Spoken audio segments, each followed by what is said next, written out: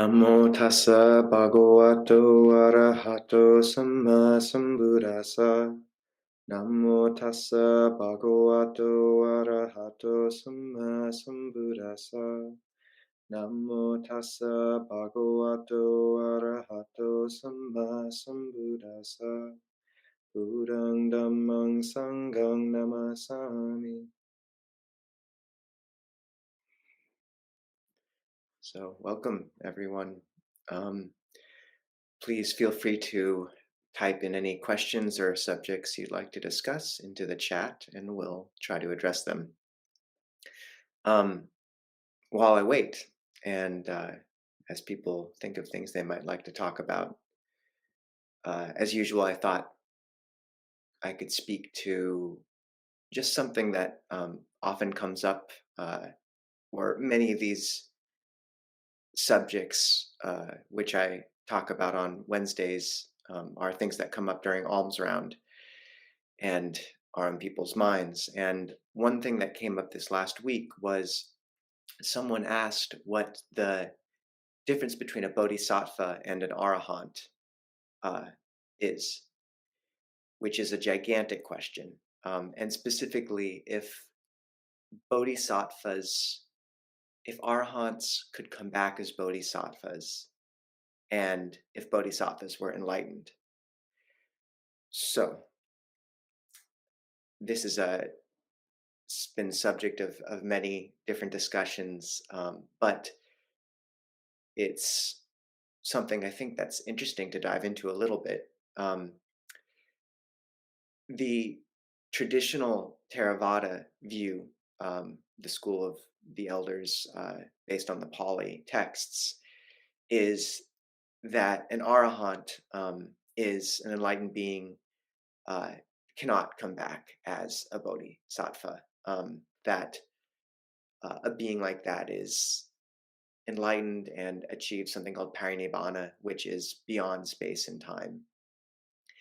That being said, there's a really interesting, there seems to be an esoteric side here, which is interesting, where, you know, Ajahn Mun and others speak about on awakening having strong visions of uh, enlightened beings. And, you know, if I were to dive into a more esoteric Thai view of things, you could speak about how the Kruba Ajahns, the well-practiced masters, talk about how really powerful beings and enlightened beings leave an imprint on the world, and that imprint lasts even though the mind and chitta, the heart, has been freed.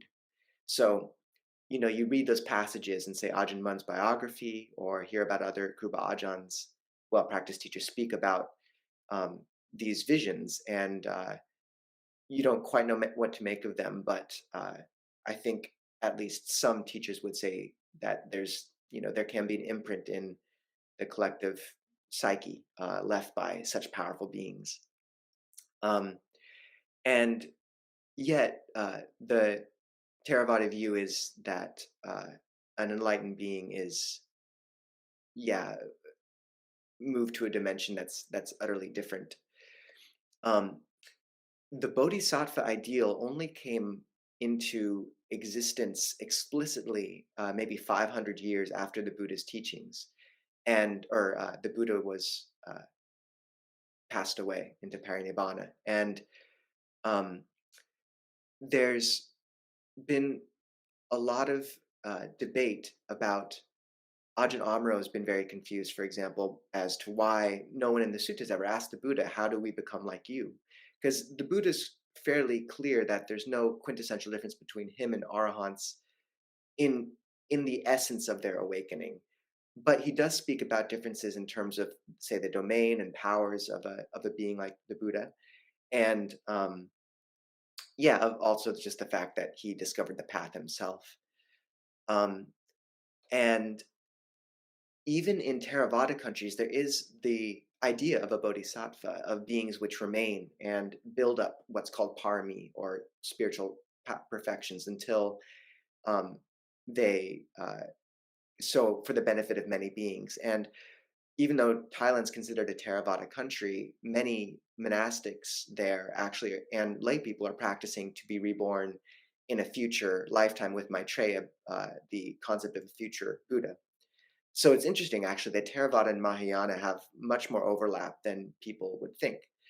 But a question came up early in this whole conception with wanting to know how, when one achieves a certain level of spiritual power, one doesn't just accidentally become enlightened if one has that bodhisattva ideal.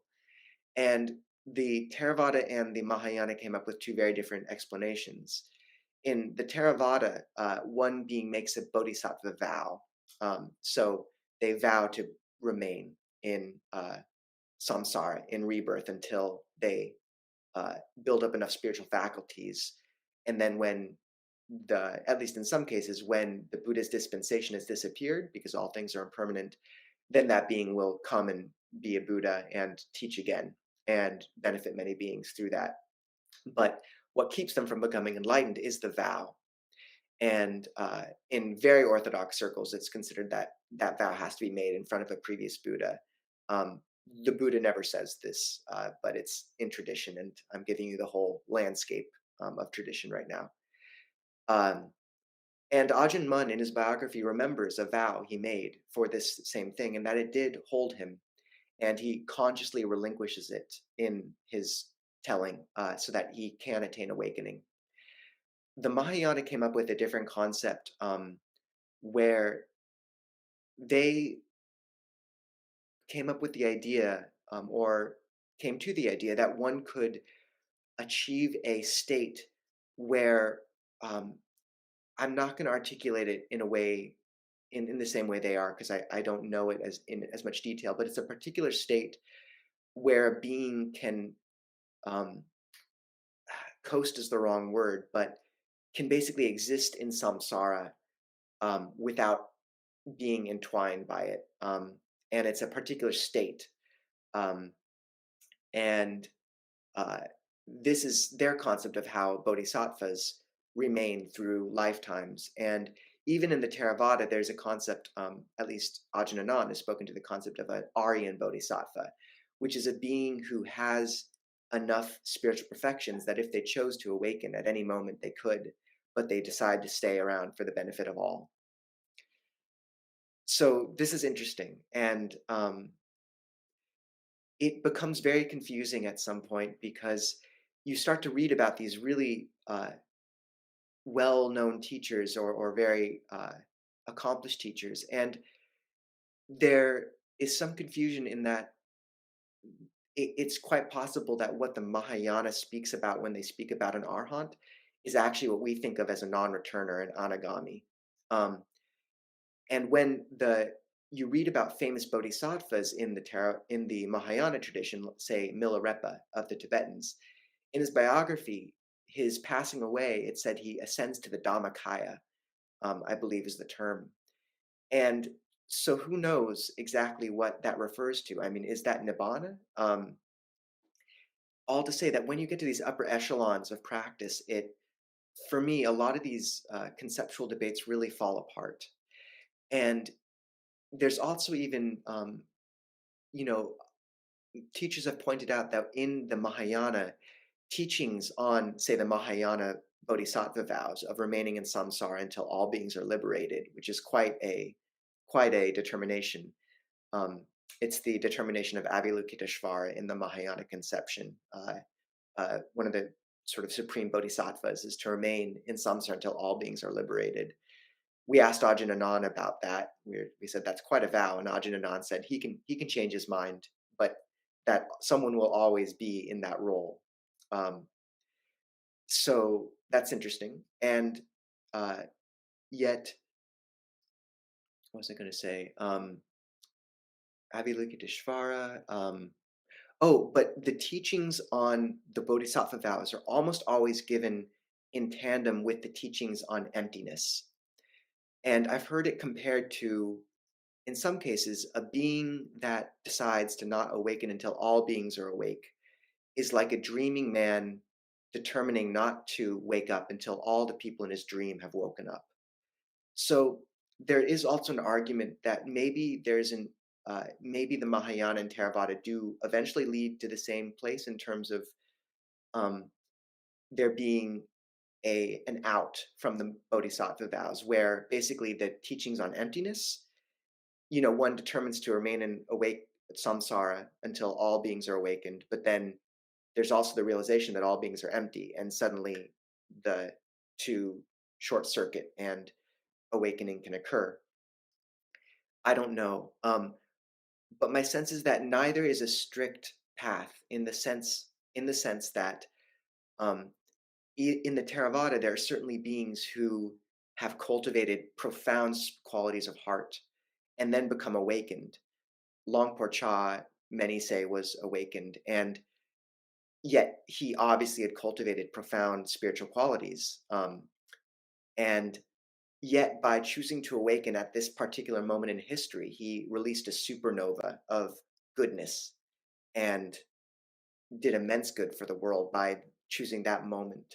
And similarly, perhaps even in the Mahayana, there comes a point where a bodhisattva decides to awaken and achieve nibbana. When it comes down to it, I don't know, and I think one really important thing to keep in mind is the Buddha was clear that nibbana, awakening, is a goal that does not need to be justified by society. And this is the danger with, say, looking at uh, an arahant as someone who's selfish or something. Is once again, it could be seen a bit in terms of that dreaming man determining not to awaken until all the beings in his dream have awakened. And I don't know how accurate that is, but that analogy calls into question the idea of someone who attains awakening as selfish, and to call someone an arahant, selfish for doing that, um, is to directly contradict the words of the Buddha, and that's a problem. I think when you reach that apex of practice and speak about these, the foundation of the path and the goal of the path, these conventional modes of measurement and justification fall away, and you're left with something which is beyond space, beyond time.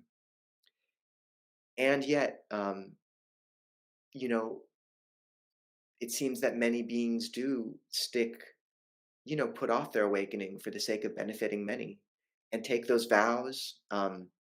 And, you know, I know many Theravada monks who do have the aspiration to remain for a time for the service of all. And when it comes down to it, I just think I don't know. In terms of my own practice, I feel like what we know is where we feel called to practice, and that good practice is good practice.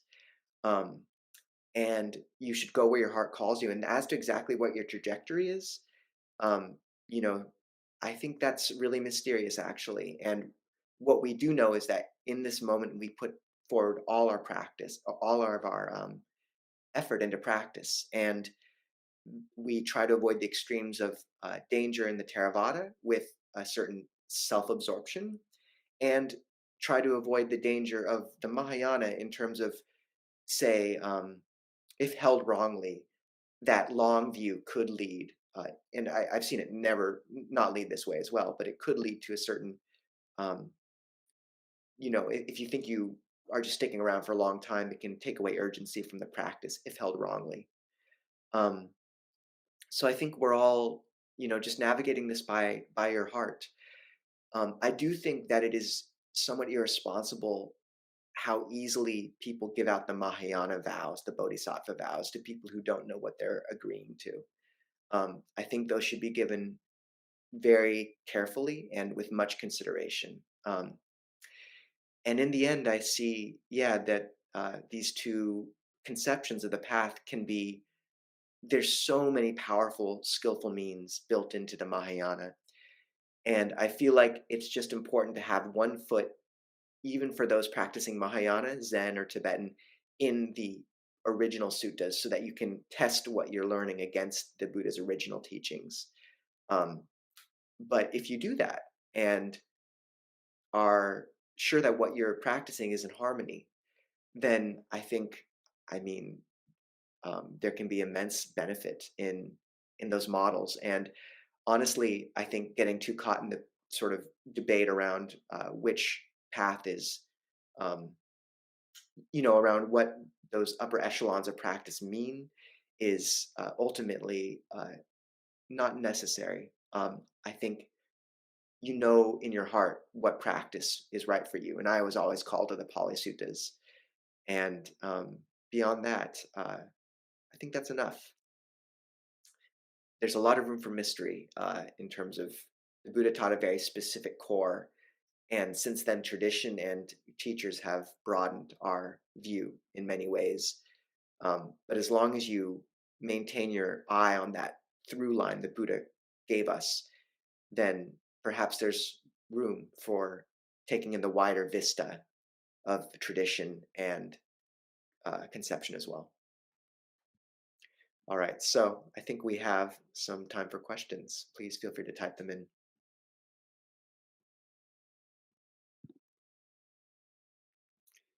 Ethel, I have recently started to meditate by focusing on my hands.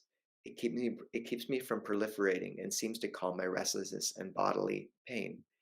Am I meditating? That was the end of the question. Sorry. Am I meditating? Yes, yes, I'd say you are. Um, I know a monk who does the same actually. He'll often hold an object in his hands, like a stone, or recently he started holding staples, like a little staple, or like maybe like 3 or 4 staples stuck together in his hands, and that's his object actually. Is that? And if that calms your mind and feels grounding, then that's wonderful.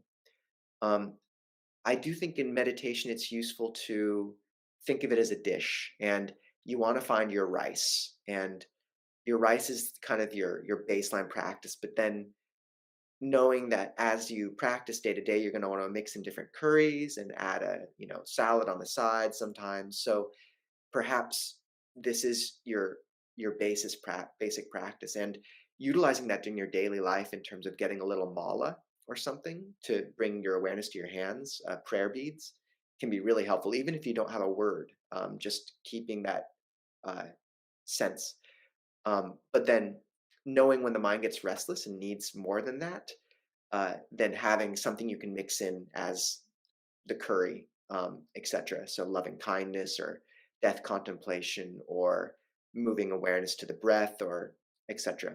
But if that's a basis for you, then use it. I know monks who do. You could almost think of it as an earth nimitta or kasina. Usually the kasinas are discs of color and earth kasina, but there's something to be said for nimitta, which means sign, and usually it's interpreted as a visual sign, but the sign of it also can be used to talk about any kind of quality. So the sign of hardness of earth in the hands, certainly. Allison, I recognize a strong desire to be praised, and when I am praised, there are times that I really cling to it. Then, if I don't get praised in a similar situation in the future, it can hurt or there is craving.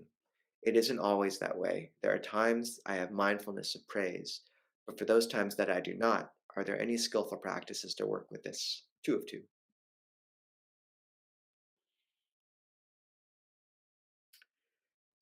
I hope this comes up in the Zoom following this because it's such a huge question. Um, so most of you will know the 8 worldly winds: pleasure, pain, gain, loss, praise, blame, fame, disrepute. And as I've noted before, 4 of those winds have to do with how others perceive you because it's so fundamental. And that soaking in praise, the Buddha dedicated a whole book of the connected discourses, the Samyutta Nikaya, to praise and blame. And I would say reading that book in the Samyutta Nikaya, and it's hilarious. Like I mean, it's brutal and hilarious. The Buddha was so um, exacting with his warning of the danger of praise and how it can corrupt a bitter, harsh thing, a bitter obstacle to the holy life. Um, he called it, and then he gives the analogy of a dung beetle. A bhikkhu may go into town and come back and look down on fellow bhikkhus saying, I have come back with my belly full from a meal and with an invitation to a new meal, just as a dung beetle would sit on top of his pile of dung and look down at all the other dung beetles, thinking, I have a great pile of dung.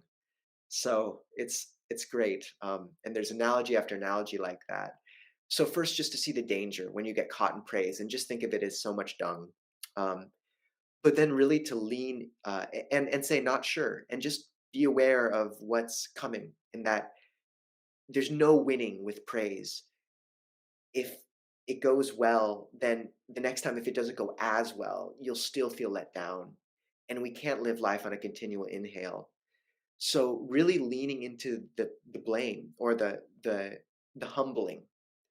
And Richard Rohr, a really wonderful Christian preacher or monk, has a prayer he says every day that, let me be humbled once every day. And that up until you're 35, you need some success to get your self-esteem at a decent level. But after 35, at least, Richard Rohr says that everything he learned has been from failure.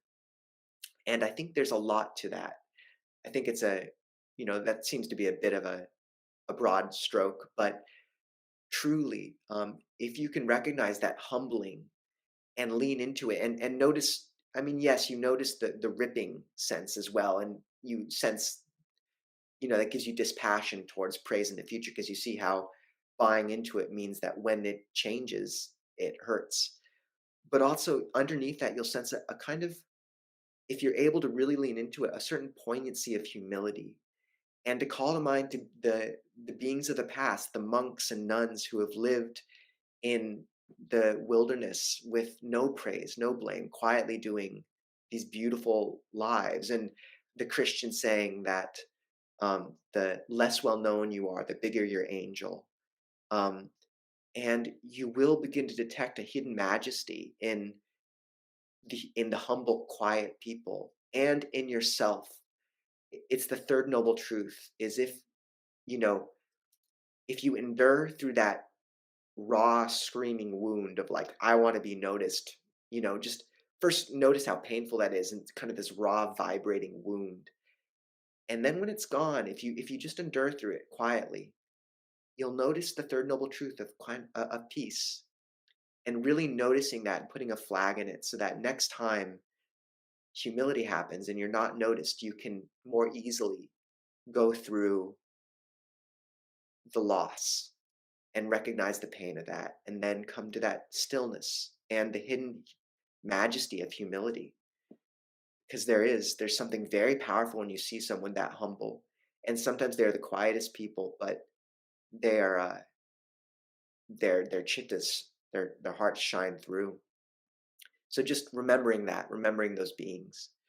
um yeah, and then just recognizing that our letting go of the khandhas, these locus of loci of identification, it's not an intellectual exercise. It's getting burned again and again. And it just takes a while for the heart to get some distance. And just having patience with that process, like, you're gonna have to get burned by praise and blame quite a few times before you just step back a little bit. And there's no fast way around that. It's just, you can understand these things intellectually, but the heart learns more slowly through disillusionment. So having patience with that. It's like Ajahn Achalo came up to Ajahn Anan during a difficult period, and he said, when does it get easier? And Ajahn Anan says, in 5 years, it'll be a little easier. But Ajahn Son also says 5 years of practice will make you 50% happier, and I'd say both are true. Thank you for that question. Allison, there's a saying, give with joy or not at all, to be sure what you give is from the heart, not from the mind.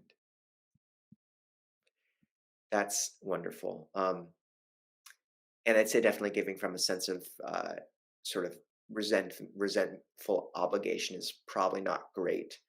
But I'd say there is also a place for giving, um, even when it's not a perfectly motivated gift, because it's rare that our gifts are perfectly motivated. And often, once you've given, the goodness kind of the glow of the goodness dispels the shadow of the ego in the after effect, and you get more and more of a taste for the goodness. Drake, Ajahn Chah said giving with the goal of receiving something is actually bad karma. Something to think about. Hmm. I would be cautious of that. The Buddha gives 7 reasons for giving. And the first reason is giving with the thought, if I give, I will get something in return. And it is the lowest level. But my experience is with the conception of karma, sometimes you just can't, it's hard to make yourself give away something. And to recollect that this could come back to you. And in a Buddhist conception, the karma will, you're not really losing something. I find sometimes that's actually a useful recollection to nudge you over the edge to actually give the apple or give the large thing. You're not losing anything. All that we keep is what we give away, because everything you've kept, you lose at death. But what you give remains as karma. And my sense is there is a place actually where that's very good karma, at least in the act of giving is good. And sometimes you got to use some skillful means to make yourself do it, even if they're not beautiful completely. Once you do it, sometimes there's a glow afterwards, which makes it still beautiful. And yeah, but it's a good recollection if you can give with pure intention as an ornament of the mind is the highest of those 7 reasons of giving. That's beautiful. Ajahn, what are skillful means when pain and illness seem more than we can bear?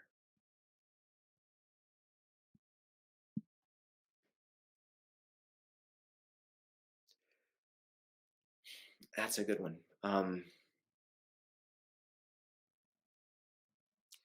I'd say first, it's not more than you can bear. Um, we have such an immense capacity for endurance and resilience, especially as practitioners. We have resources that so few people have because we have this practice. And the Dhamma will never throw more at you than you can, or rarely, I think, take um, generally. That seems a broad blanket statement to make, but they did a study where there was basically they had 2 groups. One group had the view that you have a limited amount of willpower, and after a certain time, your willpower reserves diminish. The other group, and they basically just saw which statement each group agreed with. The other group felt like agreed with the statement that when you use and succeed in your willpower, um, it further galvanizes your will and makes it even stronger. And then they administered different tests to these 2 groups, and the group that thought that they had limited willpower legitimately did. In test after test, they would have a certain limit, and then they'd kind of falter. The group that had the view that after you use your willpower, it galvanizes you to greater things was limitless, basically. Like every test, they just kept getting stronger, or could continue to go. And it was a huge battery of tests and quite a large sample size, I think. So, what I think that means is if you think you can bear it, if you know, I think you can. And to recollect that you're not just holding it for yourself. That's one of the foundational ways of viewing suffering in this path is when you've been through suffering, you have an empathy and a compassion for others that you would not have otherwise. It's kind of what binds our shared humanity. It's the first noble truth. It's transpersonal. So when you suffer, you genuinely are, in some sense, suffering for all beings. And you can think of it that way, but it's not a totally empty perception to bring up because truly, if you move through that suffering, you will have something to offer others that that you wouldn't have otherwise. There's a story I've heard of a woman who her toddler got hit by a car, and on the way back from the morgue, she heard a voice that said, "You can't let this break you." And she spent the rest of her life basically going and counseling parents who had lost children, and no one could speak to their pain but her. So, in this Buddhist conception, when you're going through deep suffering, really understand you're going through this to build wisdom and purity of heart as a gift to all beings. This isn't just your suffering, it's the suffering of all mothers, of all fathers, of all sons, of all daughters. And if you can approach it with that mind and heart, you can bear a great deal. Um, we're stronger than we think. And if you lean into that suffering with the practice and lean into it in the sense of really face it and determined to learn from it, it's powerful. Luang Por said, there's no obstacles in the path, just worthy adversaries.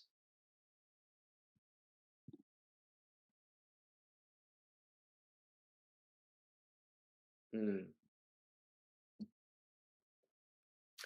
A monk from Dhammayut recently came to reside in Hood River. How is Dhammayut different from Thai forest tradition? I sense reservedness between Ajahn lineage and Dhammayut. Ah, Thai politics. So uh, there's two main sects of Buddhism in Thailand. The sect which was the oldest is called Mahanakai. Maha means large, Nikai means sect. So big sect, Mahanakai. Then there's Dhammayut. Dhammayut was created in, I think, 1850s by the royal family and or one of the kings that ordained. Um, and it was much more strict. It was a return to the Buddhist teachings. The monks retrieved a bunch of teachings from Sri Lanka and redid their ordination ceremony to assure its validity. So Dhammayut was very closely tied to their Thai royal family and was considered much stricter. And it was the forest tradition. It was the tradition that didn't touch money. It was the tradition that sewed their own robes. Basically, Ajahn Mun was Dhammayut. So and Mahanakai was much more the village monks, not across the board, but generally, monks that often did touch money, were, more integrated in that role. Ajahn Chah ordained as a Mahanakai monk, the sort of looser sect. He then met Ajahn Mun, who was Dhammayut, and he was so inspired that the story goes he asked to ordain in Dhammayut to reordain in this other lineage. Um, and Ajahn Mun, the story goes, told him no, because he felt you needed a strong forest tradition lineage in both Nikayas, in both sects, to allow it a robust survivability. And so I ordained in the Ajahn Chah lineage. Um, and even though how I act in terms of how the Ajahn Chah monastics act in terms of not touching money, sewing our own robes, is Dhammayut in essence. We are Mahanakai officially because Ajahn Chah was told by Ajahn Mun to not switch. Um, so that's the whole thing. There's no real reservedness. Dhammayut monks have immense respect for Ajahn Chah, and any forest monk will recognize another forest monk. There's some weirdness around, like, can we do communal actions together as a sangha? I know some teachers who say yes, some teachers who say no. In the end, I don't think it's terribly consequential. But I would say that any Dhammayut monk will not have reservations at all about the Ajahn Chah tradition. They'll hold them in high regard. Um, yeah. So yeah, go. It sounds there's a good chance he's practiced with some very good teachers. So yes, go consult with him.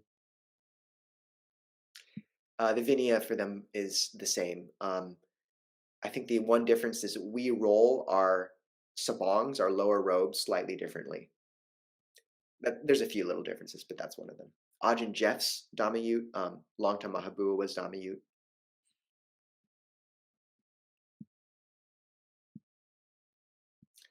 Ajahn Chah said something along the lines of, "Don't be Bodhisattva and don't be an Arahant. If you are anything at all, you will suffer."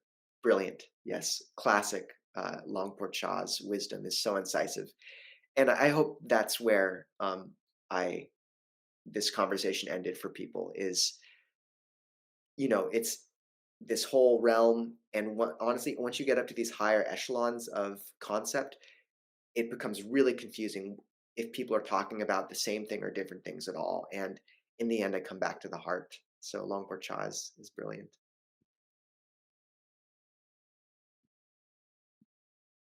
Okay, that's all the questions we got. Um, if there's any more, feel free to type them in. But I think we'll call it good for now. And maybe I'll just leave with I did hear there was one, I think it was a Zen teacher who was asked by one of the students, these bodhisattva vows, beings are limitless, I vow to free them all, etc. Um, they seem like awful big things to commit to. How can they be real? And I've heard the teacher said, just add the phrase from myself to each one of them. So beings are numberless. I vow to free them all from myself. Um, I really like that. So we take care of ourselves and figure out our own minds and hearts. Okay. So for those who want, as usual, we'll have a Wednesday or Wednesday Zoom now. I'll post the link in the chat. If you go to our website, you can also find the Wednesday Zoom halfway down the page. And I hope we see you all there. Take care, everyone.